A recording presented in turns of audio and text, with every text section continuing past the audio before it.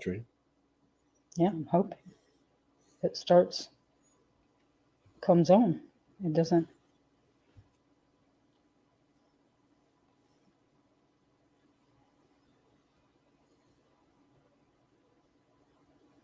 Okay, it is. All right.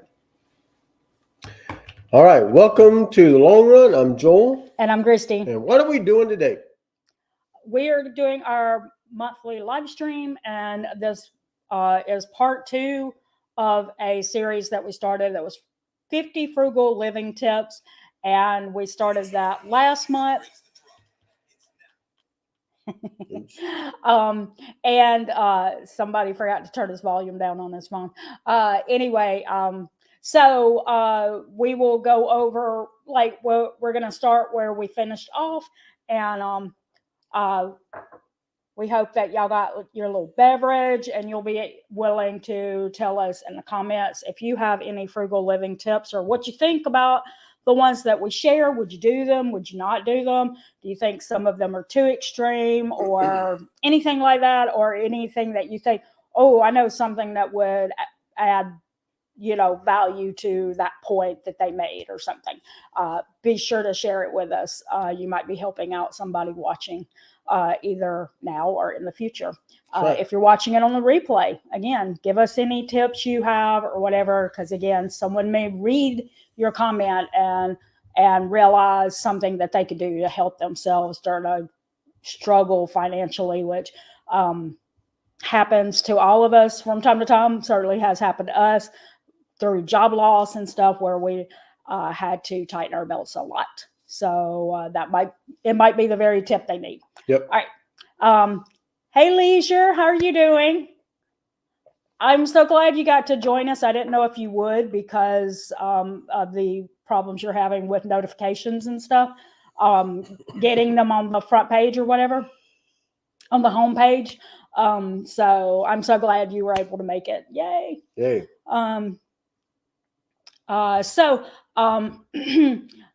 Just as a personal note, I do want to thank you all who commented on the community post that I made about my sister who's having surgery. I'm assuming she's in surgery right now. I haven't heard from her daughters yet.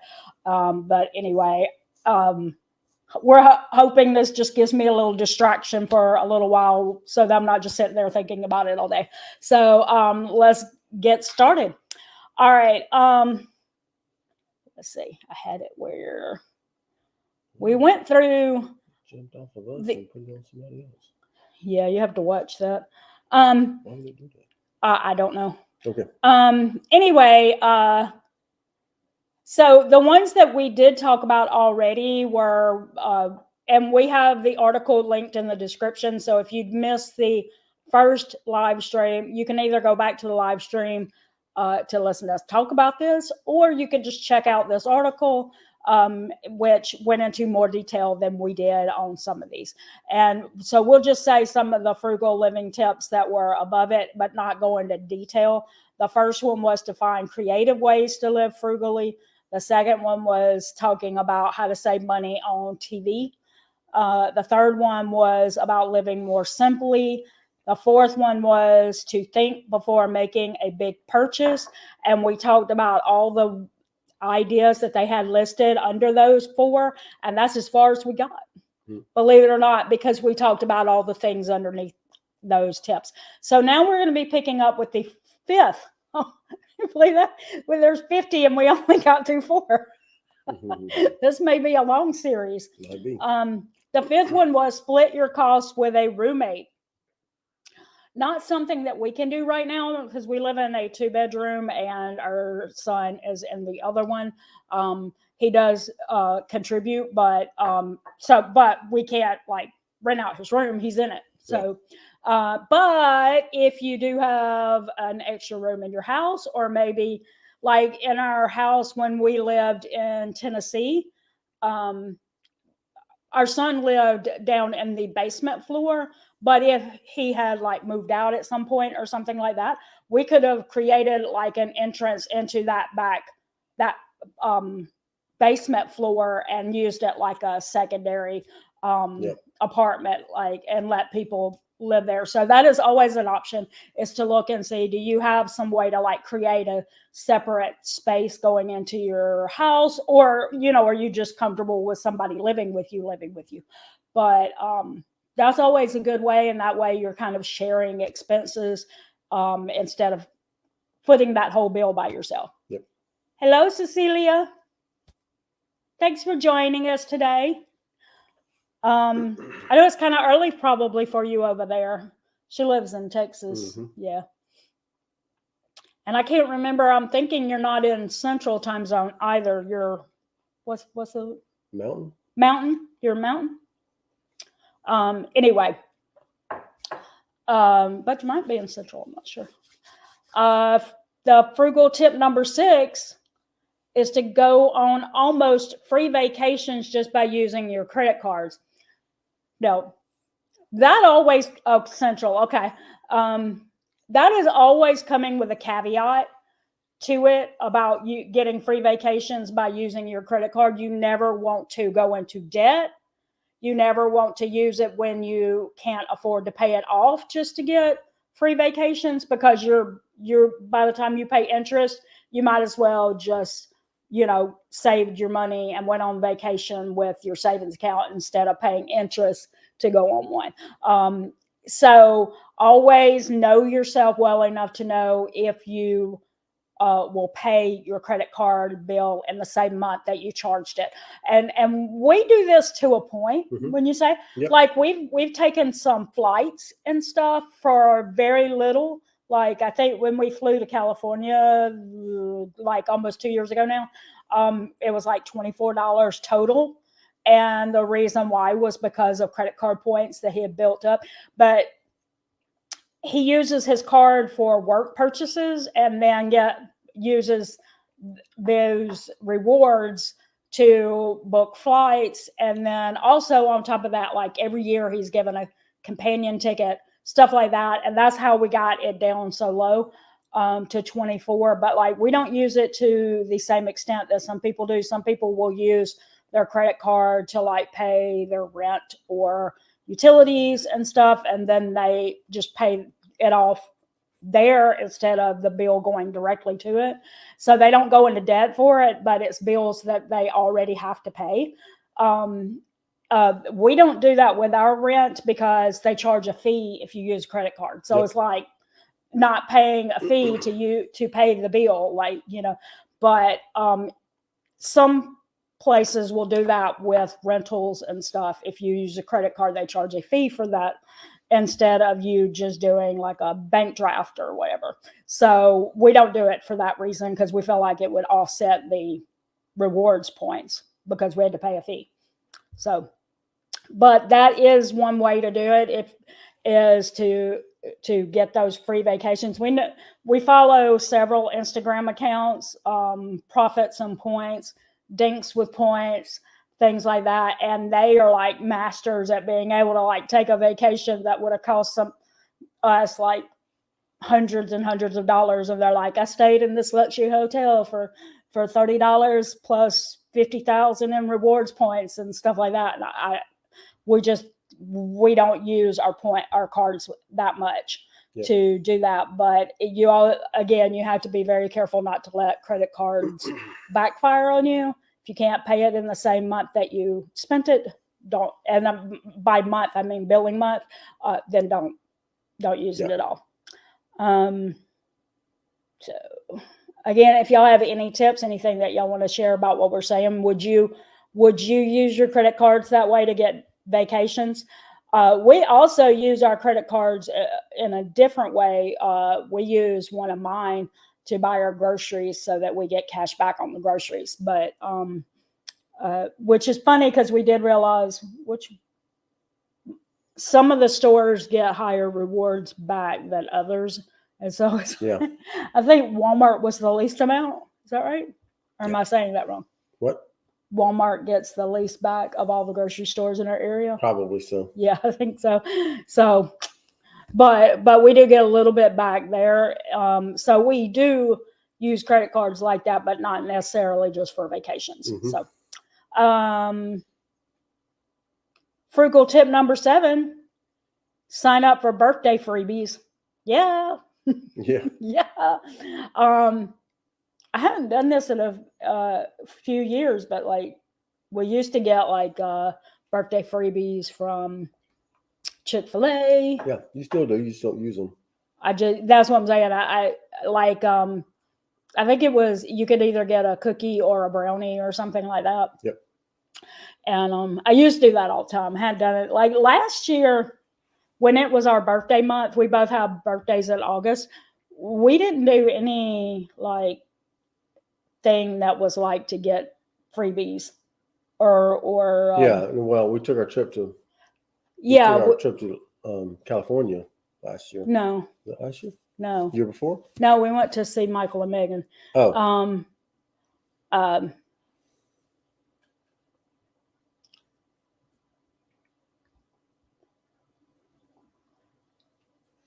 And there's so much to see in small towns. People don't realize that there's Yeah. a lot that you can do in small towns, and they're not nearly as an expensive trip as it would be to cities. Yeah. So that's good. Yep. Anyway, now we went to Michael and Megan's and we stayed there the whole time. Yeah. And we didn't even hardly go out to eat or anything. We kind of like stayed in their house a lot and did stuff there. So we didn't even really take advantage of birthday freebies last time.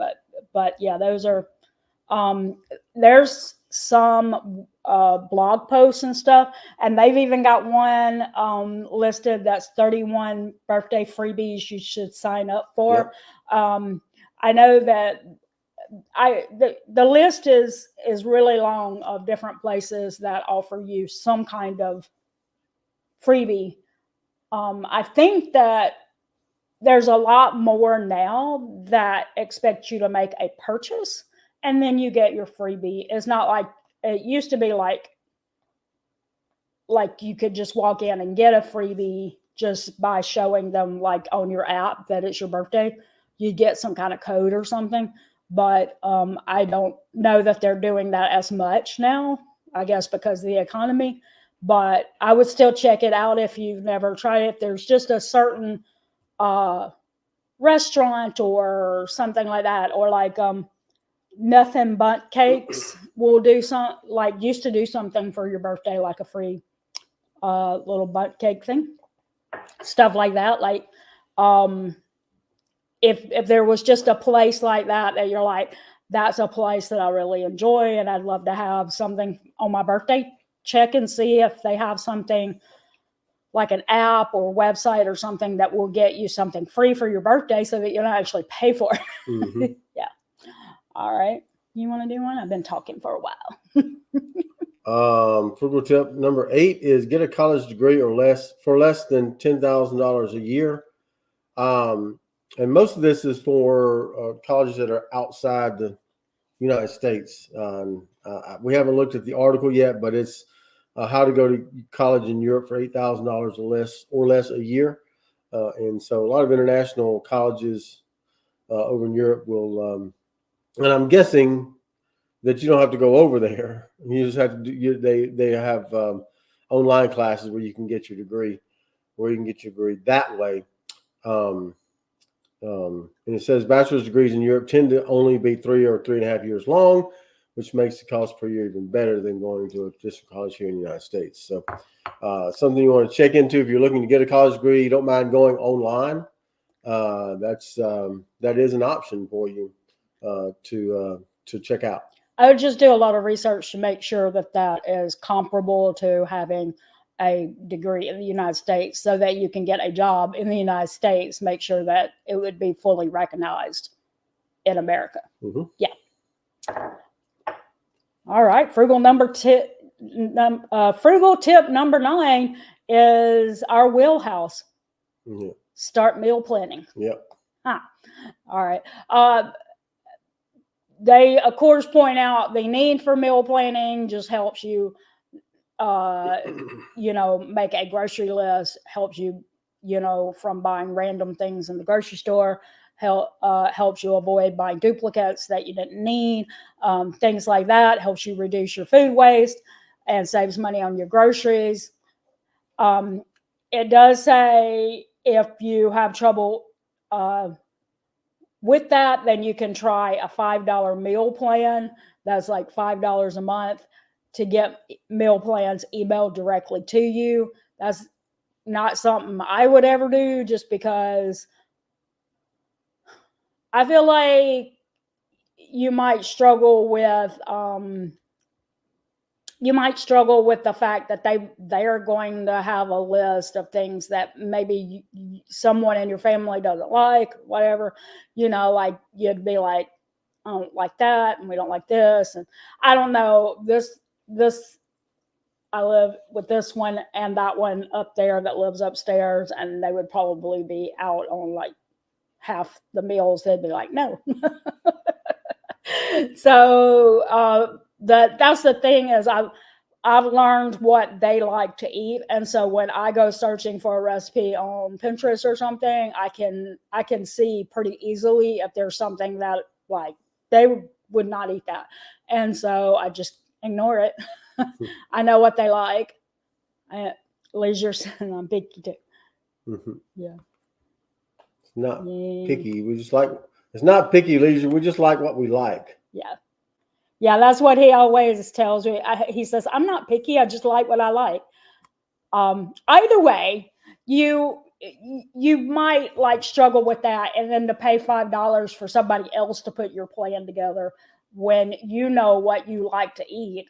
All you got to do is look for things that fit in that on Pinterest, or just Google it or something like that. And there's also other websites that you can put random ingredients in. And he just said yes. Yeah. That helps you, and really it doesn't cost you anything. It's just, it might take you a little time to get used to learning how to find good recipes, and knowing that what I always would say is the things that you know that you like eating, do those pretty regularly, and then like once a month, or like maybe twice a month, look on Pinterest or somewhere for something different and unique, and maybe a little like something you hadn't thought of, but that still is kind of in the wheelhouse of the kind of food palette that you have, your taste palette. That way you're not as likely to end up with a meal plan with half the things that you don't even like. Like, I have a history of diets, and I've gotten not every, but I've gotten a lot of diet books over my time with all these recipes in it, and I'm sitting there going, no, no. Or trying to figure out if there's like one of those recipes would also be something that Joel would eat, so that I could make it for both of us, and I would be eating, getting the healthy, we'd both be getting the healthy thing, but it would be helping me. But I'm sitting there going, well, he's not going to eat yuca fries. He's not. So, and it's kind of that way with paying for a meal plan, for somebody else to do a meal plan for you, is you may end up with meals that you're like, no, I wouldn't eat that. Yep. Welcome. Thanks for joining us. We were just talking about the importance of having a meal plan. Yep. Anyway, not to belabor that, we have tons of videos on how we meal plan. We do 1 month meal plans because I like the idea of not having to think about it.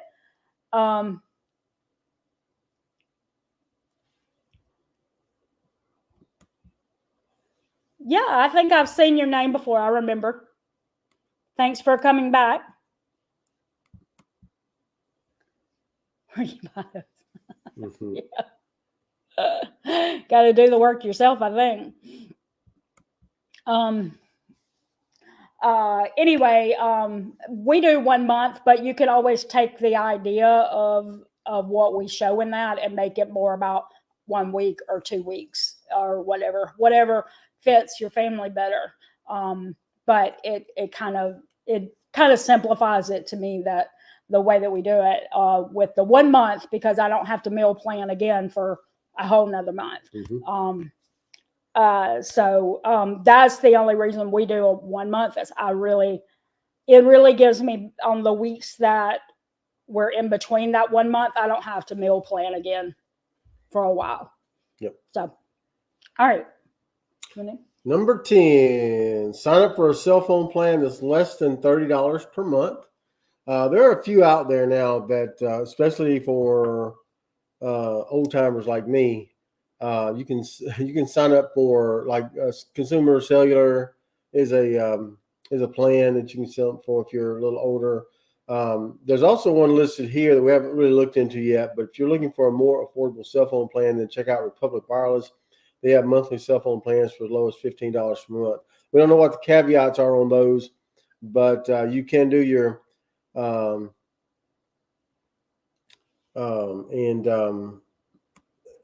see if they can help you lower your cell phone bill.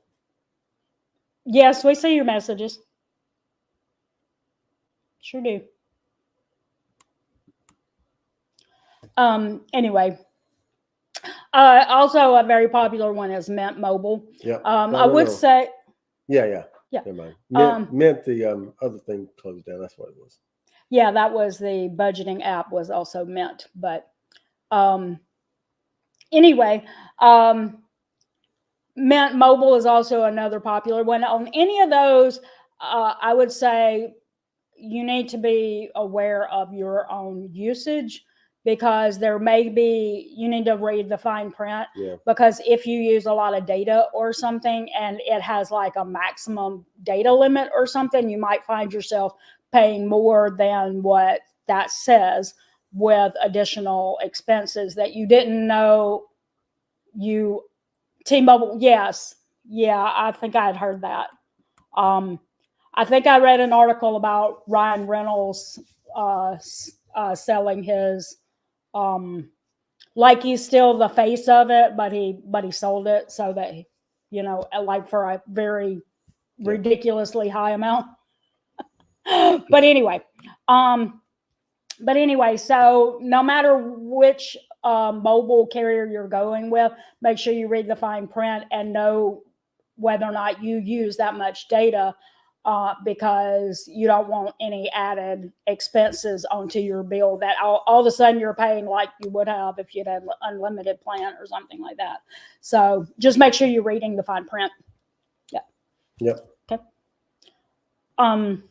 This is a very niched one, but this is frugal tip number 11. Yep. Get rid of your timeshare.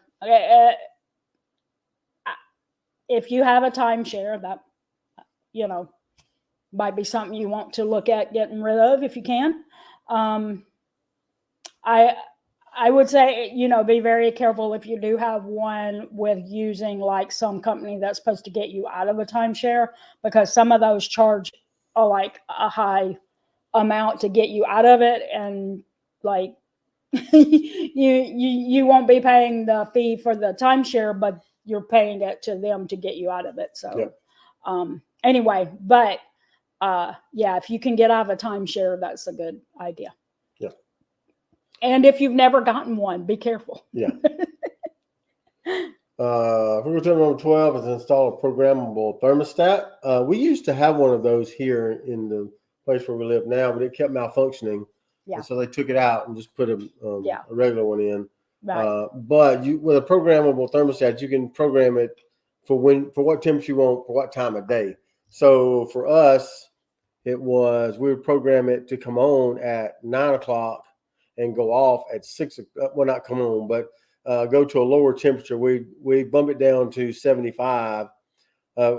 Program it to drop to 75 at 9 o'clock. So when we started going to bed, it'd be cooler in the house.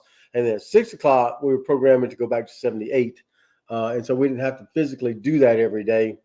When they put the new one in, we do have to do that. We have to remember to, it's easier at night because we're going up the stairs to remember to turn it down to 75.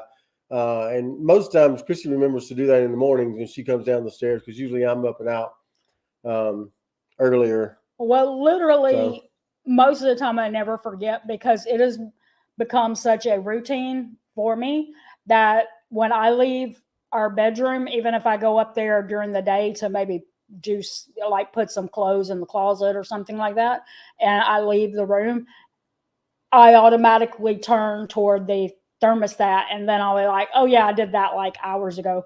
Yeah. But like it's that much, but I do forget occasionally, but it's almost ingrained into like that Pavlov's dog thing. Like I walk out the door of the bedroom, I automatically look at the thermostat. Like, Yep. yeah. So, but anyway, if you do have the ability to program, hopefully you do. Doing that will help you just moderate those temperatures in your house a little better. And also, I would say, I don't know if it ever got to it, but if you have the ability to have your electricity on what's it called? Budget billing. Budget billing, then do that, because that saves us a lot. Like our electricity might go up a little bit right after the summer because we live in Florida. But then in the winter, our electricity bill goes really low because it's based on how much we're using it. And we barely ever turn the heat on here. But I'll say this, our bill right now is less because it's based off the last 3 months usage. Right. And so right now, during the middle of summer, we're paying about it just dropped to $153 a month.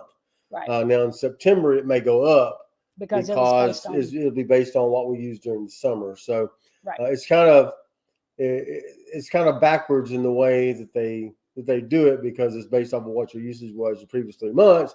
So in the summer, our it's going to be lower. In the wintertime, it's going to be higher, only because they're going off past usage right. to do the budget billing. So right. But it's rarely over $200. It'll get up to $200 based on what we use during the summer, but then it comes back down later. So yeah, we didn't turn our heater on at all last winter either. We thought about it a couple of times, but we never turned it on. There's no much telling how much dust is going to be on those coals if we ever do turn there it back was on. Like 1 or 2 days where I sat with a throw over my legs the whole day. Yeah. But we didn't turn it on. Yeah. But other than that, it never really got that cold. So yeah, and if you're in an area where it's like the reverse, like your summers aren't that bad, but your winters are kind of harsh, then you might see the reverse of what we're saying. We're like reverse. It seldom ever gets cold in Central Florida. So yeah. Relatively speaking, what we think is chilly would make some people in the north laugh at us. Yeah. And it's like, to us, 55 degrees is a chilly day. Yeah. And I know, like, when we used to live in Tennessee, we would have just thought, just grab a hoodie and let's go, and wouldn't have thought anything about 55. Yeah. But down here, 55 feels a lot different. And it's the humidity in the air that does that. Because our humidity never goes away all year. Like, it's still there, putting a dampness in the air. So 55 feels cold, and 40, you're like, where's the winter coat? But in Tennessee, when we lived there, we wouldn't even thought of a winter coat if it was 40 degrees. It would have to been in the 30s at least to pull out a winter coat. Yep. So, all right. Next one, frugal tip number 13, that I don't know why wasn't the first one, is create a budget for your house. Yeah. Please, if you don't have a budget, please consider that, or at least track your spending somehow. Know what you're spending. And, for us, because we do a budget, we don't track every little penny but we know what category every penny goes into. Yeah. So like, we budget $600 for groceries, and we don't sit there and stress out too much about, is this pack of gum, I'm going to have to write down a pack of gum and stuff like that. But it's just, when we go to the grocery store, we put the grocery expenses in that, and as long as we don't go over 600, we're good. Mhm. But we never get close to 600. We've been over budgeting in that category for Yeah. 6 years, 7 years. I don't know. Yeah. Whatever. Whatever it's been, we've been over budgeting for quite some time, so we don't get too worried about that one for that reason. But anyway, we use the YNAB app for budgeting. There's tons of other ones. We like the YNAB app because it thinks forward into the future. You use this month's money on next month's expenses. Yep. Not as soon as I get this paycheck, I got to immediately budget for right now. Yep. Because it's almost like a month buffer in your account. So like when we say how much, say like we're working on our emergency fund, we're not even counting that we're a month ahead on our expenses already. So Yep. it's kind of like we have that month buffer, plus we would have the emergency fund. Like hopefully one day we'll have that finished. Yep. So if we ever get our money back from the IRS, I think we will be done. So anyway, you want to take that? Next, frugal tip number 14 is read your free credit report, and you can do this. There is now you can get, and I know we didn't click on the article, but I know that you can go to, I think it's annualcreditreport.com, maybe. Don't quote me on that, but you can look at it for free. I think once per year, so you can check up on your credit, and it tracks all three of the credit bureaus, Equifax, TransUnion, and Experian, and gives you a credit score based on those. And so you can check on that online as well. If you have any credit cards, your credit card company will probably send you a monthly statement to let you know if your credit score went up or down, and if there was anything that they were concerned about in your credit, which also helps you to know if there's something to be concerned about. You know, like occasionally it might say your name was seen on the dark web, found on the dark web on this date or something like that. It's like, what? But it helps you know if you need to be concerned about something. Yep. So, that's right. All right. Frugal tip number 15 is to find it says find an online job. I don't know if it says something else down lower, but we're just going to say find a side hustle. There's plenty of ways, and we're not going to go into their whole list. Again, we'll have the article down in the description so that you can check it out if you want to see their very long list of online jobs. We'll just say that for side hustles, we do survey sites a little bit. I don't do that like as much as I could. We do YouTube, even though that didn't start out as a side hustle. It was just about trying to help people, but we do make a slight little bit of money off of YouTube now. So that's kind of an online job that we do. And we do not consistently, but occasionally we'll do door dashing, Uber Eats, and Walmart Spark. I thought that he would help me out with the word. Anyway, Walmart Sparks delivery. Those are the three that we've been approved for. There's many other delivery services like that you can do. But yeah, there's all kinds of things like becoming a bookkeeper or selling on Etsy, or I don't know. There's long lists, and our son has been playing with some. Not going to talk about what company it was yet, because he hasn't made any money from doing this online job yet. But if it ever, if he ever gets to the point that he made any money, and I don't mean it's just because he hasn't taken any jobs. He's done like assessments for it. But as soon as he makes any money off of it, we'll let you know what that one was. Don't want to speak about a company until I know that they pay. Yeah. But anyway, again, we'll put that. We'll have that article in the description for you to check out the long list that they have there. That's right. Frugal tip number 16 is earn passive income, which is passive income is income you don't have that comes in you don't have to worry about. You set it up and then it earns income for you. In theory. In theory, what it's supposed to do. It's things like high yield savings account. If you have rental real estate, we've already talked about renting out a room in your home, dividends, blogging, writing a book, an online book, things like that. Starting an online store. Affiliate marketing, which we've done some of that. Just a little bit. Things like that. But yeah, paying off your debt is, I guess, passive income because it gives you more income to work with. But paying off your debt. Yeah, I mean, yeah. true. Yeah. Earning credit card rewards, and cashback websites. We did a video a few weeks ago that was all the cashback apps that we use that help us save money on groceries. And so we'll link that down in the description after this is over so that you can check that out. But yeah, that's it's good if you can find one that's making money for you without you doing anything or looking back. And like I mentioned, YouTube, one of the reasons why we do make a little bit off YouTube nowadays is because we've been on YouTube for 5 years, and some of the videos that we've peppered throughout our extensive collection of videos, some of them are still watched regularly today, and because of that, those are still making is starting to make us a little money, where it took, like, when they first were uploaded, they didn't make us any money.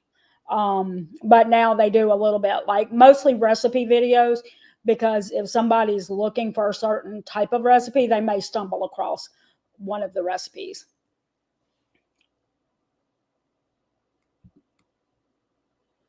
You can get books at the library with ideas. Yeah. Yep. Yep. We really need a library closer to us. Yeah. Yeah. They're supposed to be building one 2 miles from here. It's like 3. It's 3 miles from here. Mm-hmm. Okay. So soon we'll have one close. Right now, our closest library is probably 20 minutes. Maybe. I know there's one in Celebration. I'm not sure where the closest one is, though. Yeah. You can do like the online with Libby app. We could do that. Or you can order a book and they will send it to you.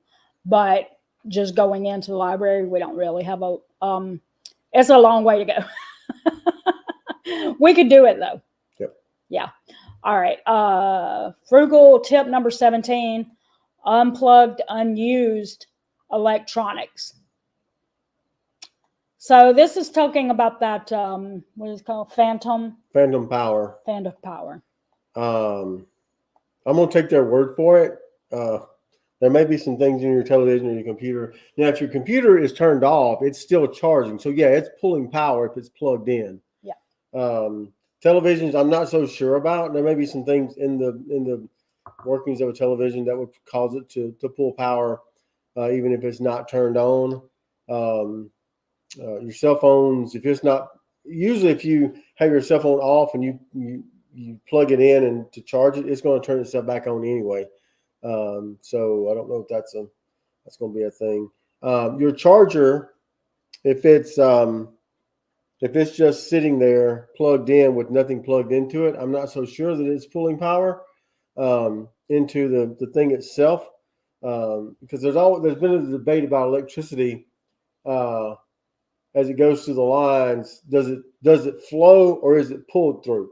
And so once it gets to an outlet, does it just stop and dissipate, or does it stop there and wait for something to be plugged into it?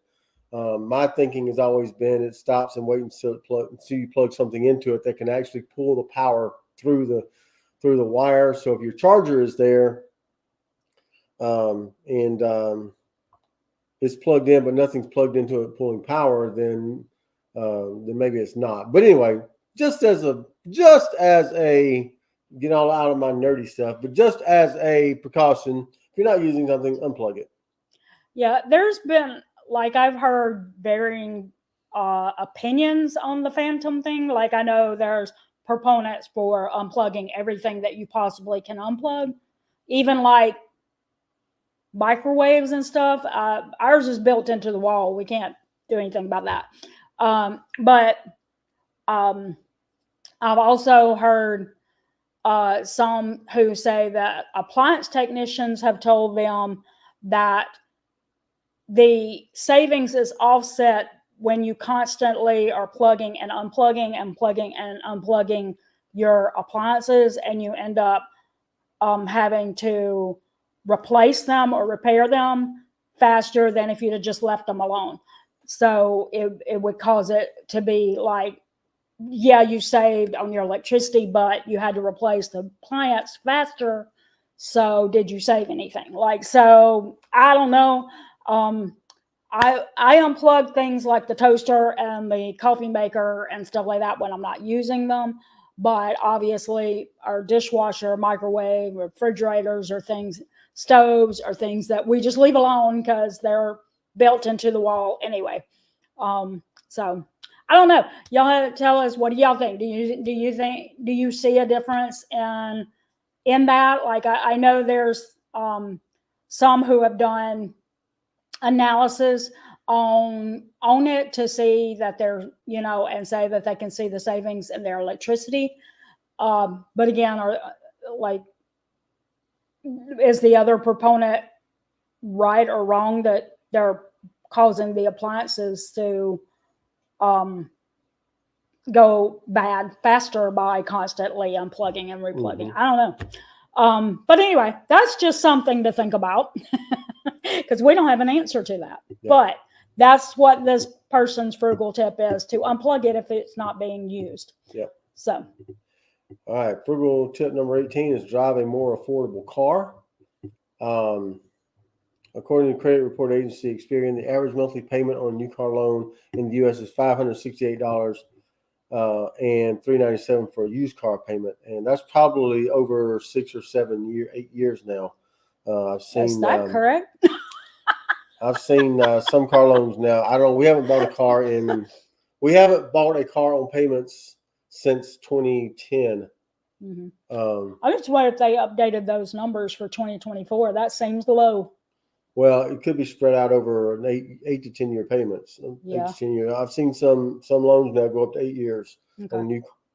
Oops, I'm sorry. It's the coffee. On go up to at least about 7 to 8 years, possibly 9 for your car payment, and so that would lower that a little bit.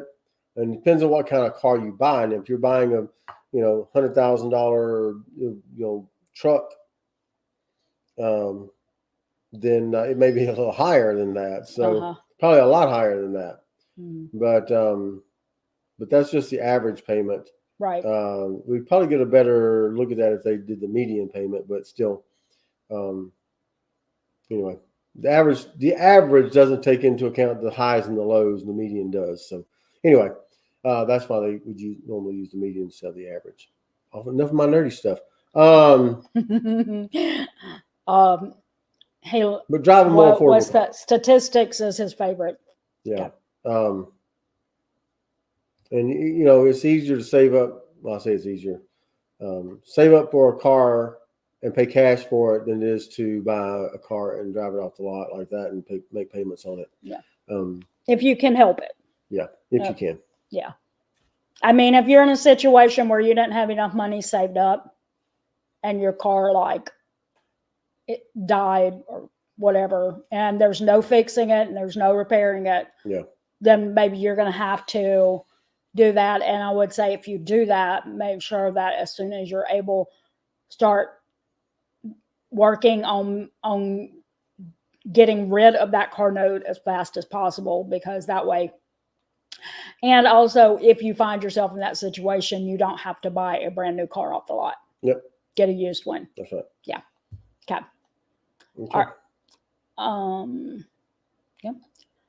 Frugal tip number 19, read Frugal Savings and Early Retirement Stories. And it's just talking about for encouragement, and I would say that when we found ourselves in the situation where we were in with Joel's job loss, I watched YouTube, and there was Lydia Sin, Budget Girl, and there was His and Her Money, and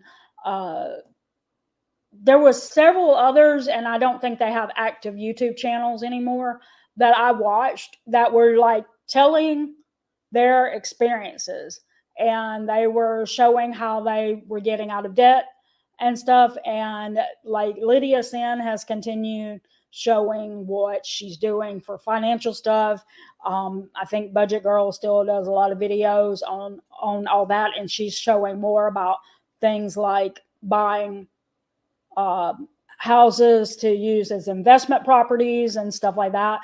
And so these are success stories. Also, we don't really do that very often, but we know like the debt-free screams on Dave Ramsey's videos or whatever. Those are very inspiring because real life people, you know, doing this. And so they have a couple of links to different retirement stories in this article. So if you need some motivation and inspiration to keep going, then check those out in that article. Okay. All right, let's do one more. Okay. And then we'll save that one for next time. Oh, that'll be easy for me to. Yeah. Yeah.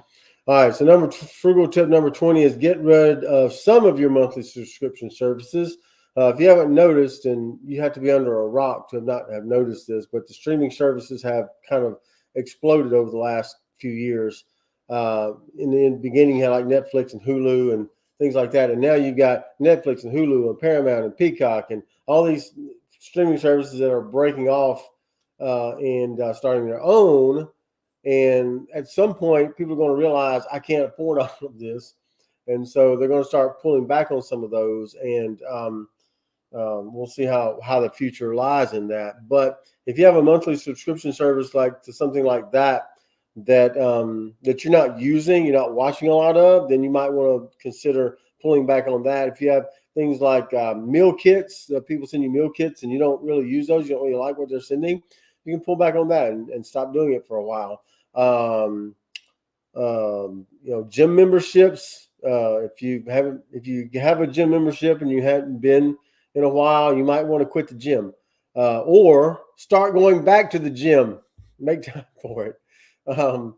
All those things, you can look back over your credit card statements, your bank statements, and see what subscription services am I paying for and which ones do I actually need. It's always about finding what you need and what's important to you and then canceling what's not. That's right. And so that'll save you. That may save you a lot of money in the future as well. Oh. That's okay. Okay. Sorry.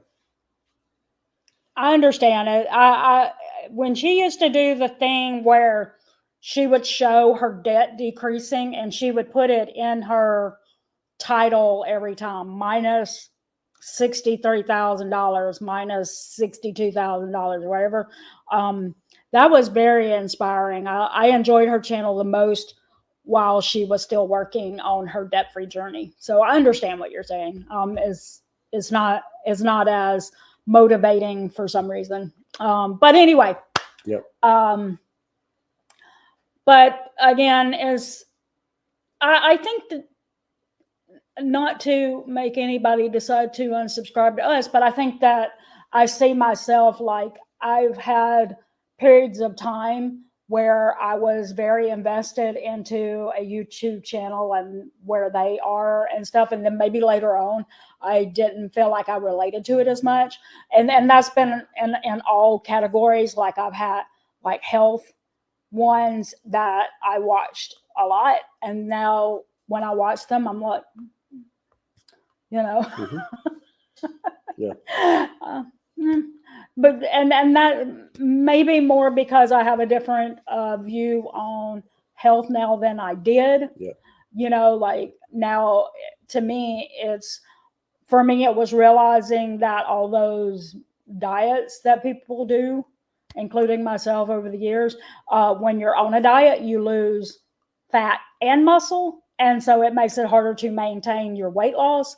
So now I'm more concerned with getting in enough protein to build muscle, and I'm not worried about the scale so much. So a lot of times, a lot of the ones that are sitting there and they're, talking only about weight loss or focusing on some superfood or something like that. And I'm like, just looking for some protein recipes over here.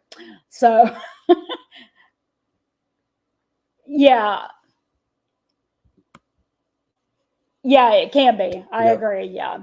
And that's what if you notice from our health channel, Fit for the Long Run, we don't talk about scale numbers very much. Occasionally Joel will mention it, but I don't. And the reason is because that kind of content is a little triggering for me.